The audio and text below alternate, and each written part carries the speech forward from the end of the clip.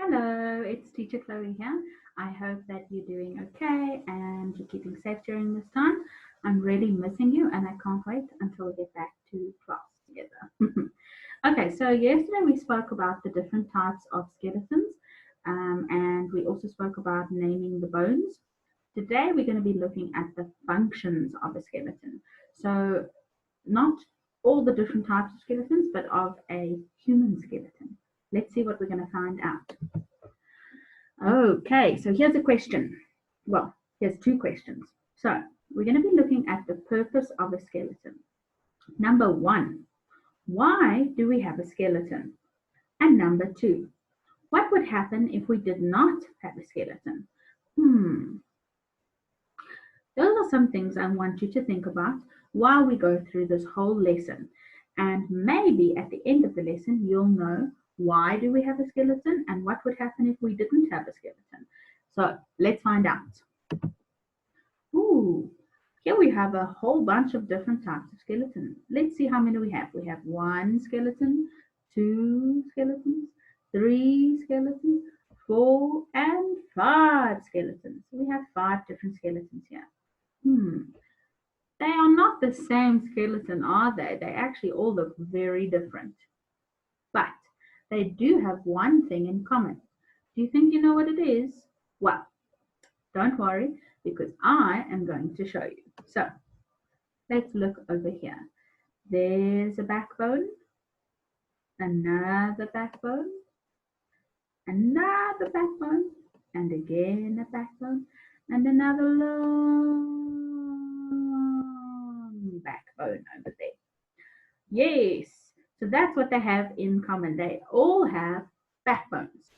So that means that they are all vertebrates. Remember we spoke about that. Yes, so they're all vertebrates. But I don't know which skeleton is which. Let's look at all the different labels we have. We have a human, we have a dog, we have a horse, we have a snake, we have a fish. Let's find out which skeleton belongs to which animal. Ah, that makes a lot more sense, doesn't it? Let's see, we have the first one, which is a horse. Then we have a fish, and you can see it's a fish. Look, it's got these little bones in its fins and its tail. And we have a human skeleton. It's quite tall, isn't it? We have a dog skeleton. Obviously, different dogs come in different sizes. So depending on the dog, depends on the size of the bones of the skeleton of the dog as well. Then we also have a snake skeleton, and that's very different because it doesn't have any legs. So it means it doesn't have any leg bones. All fall down. Whew, I don't want you to actually fall down. We're just talking about not having a skeleton. So one of the functions of a skeleton is to support your body. What would happen if we had no bones in our body? Maybe we'd go flat like a pancake. Do you think we'd be able to pick things up or move or run or jump or play? Probably not. So which part of the skeleton keeps your body up straight? It's the spine. Yes, our backbone keeps us straight up like a tree. There are four important functions that a skeleton has. The first one is shape. We also have support. Then we have movement. And number four is protection. So let's look at those four things and see exactly what I mean by shape, support, movement, and protection. Here we go. We have shape and support and movement and protection. So let's read the first one. The skeleton gives the body its shape, which changes as we grow. It adds to us by making us tall or short. And it also gives us different sizes for our hands and our feet. Without a skeleton, our body would not have a proper shape. So our body gives us the shape. Could you imagine if we had no skeleton? What shape do you think we'd be? Maybe a circle, maybe a blob. Who knows? Thank goodness we have a skeleton. The skeleton and the muscles give the body support and keeps all the organs in place. Because our bones are strong, they can carry our weight. So they're strong and they can carry our weight. Think about when you carry something that's heavy. You can only carry it because you're strong. Just like that, our bones have to be strong so they can carry all the weight that's on our bodies. Let's look at the next one. So now we're looking at movement and protection. The skeleton and the muscles work together to allow the body to move. Ooh, to move. The movement we can do is because of all the different joints. We're going to be looking at joints as well today, okay? And I'll explain it some more then. This lets our body run, jump, woo, walk, and do much, much more. So without being able to have a skeleton, we wouldn't be able to move. Could you imagine we'd be stuck like statues? That wouldn't be very fun, would it? So what else can the skeleton do for us? Oh, it protects our organs inside of our bodies from getting hurt or damaged.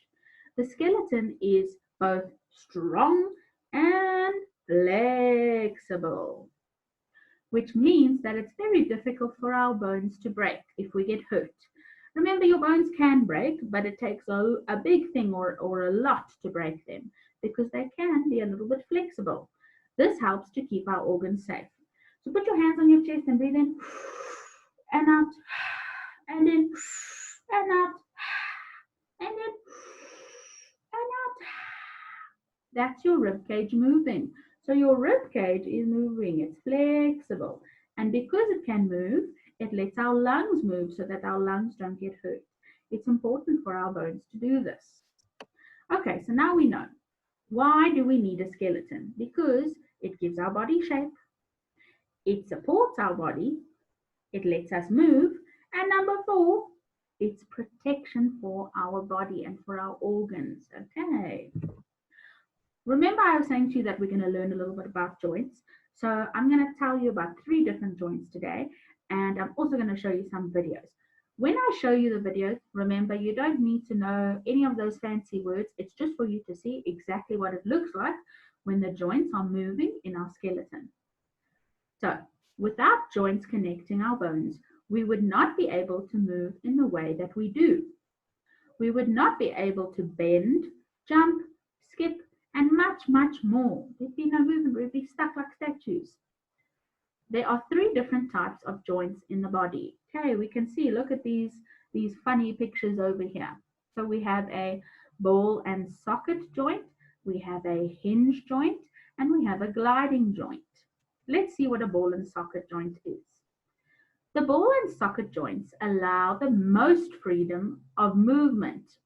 One example of the human skeleton is between the pelvis and the hip. Oh, sorry, I was thinking of the shoulder blade because this is also one. So you can move here like this. That one there is a ball and socket, but you also have it in the hips, between your hips and your femur, which is your long bone in your body. Then we have the hinge joint. Hinge joints allow flex and extend movements.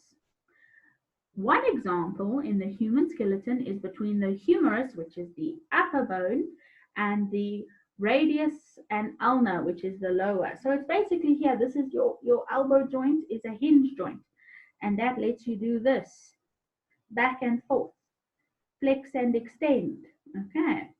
Then we have a gliding joint.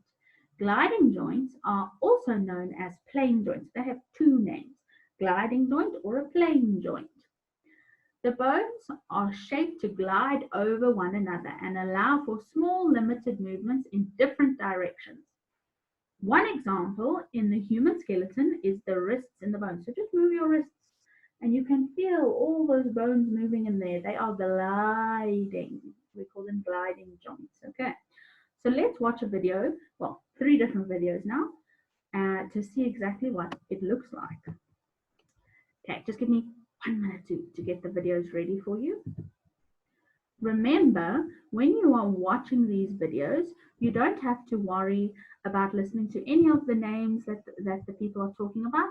It's more about seeing what the joint looks like. So let's look at the first one. The first one is the ball and socket. The ball and socket joint. The ball and socket is the champion of all joints. Hooray for the ball and socket. Its structure is just like how it sounds.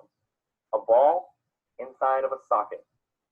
This simple and effective structure allows it to move in all axes.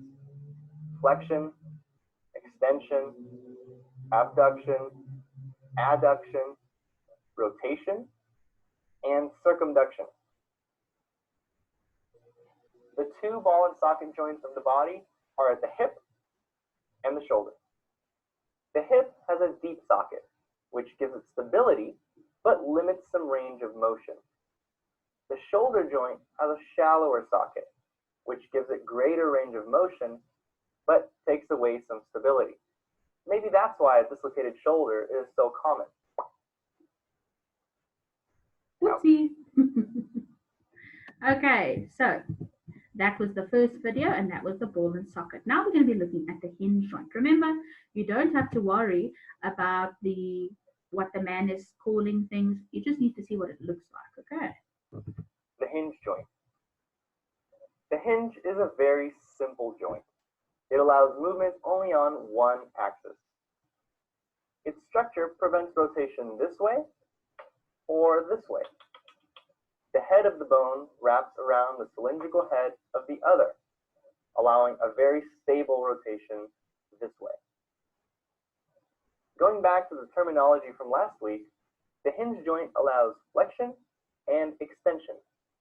That's it. That's all it does, but it does it well. Like the hinges on a door, allow it only to open or close. Okay, so that was the second video, and that's showing us a hinge joint. Now we're going to watch the last video, and this is the plane joint or the gliding joint. And remember, you don't have to worry about the terminology or what the man is calling things. We just want to see what the joints look like. Finally, the plane joint. Not really as interesting as the others, but deserves our love anyway. It's basically two flat-ish surfaces, one on top of the other. These surfaces can glide or rotate. They usually come in groups, like the carpals of the hand and the tarsals of the foot. Ligaments hold these bones together, but might allow some rotation and gliding. Another plane joint is the acromioclavicular joint. That's the one between the clavicle and acromion process of the scapula. When we elevate the shoulder, the angle in here will adjust to keep the scapula vertical. Right, and that is the end of those videos. Okay, so that's the end of my video as well. My lesson has come to an end, and we've seen all the different functions of the skeleton. So let's think about the 4 things why we have a skeleton. 1 is because it gives our body support. 2 is because it gives our body shape. 3 is because we have protection, and 4 is movement. Okay, those 4 things are very important. So once you finish watching this video, you can take the worksheet that I give you and you can fill it in. It's all about the functions of a skeleton, of a human skeleton. And if you're not sure about anything, you can use the internet or a dictionary or any books that you have to help you.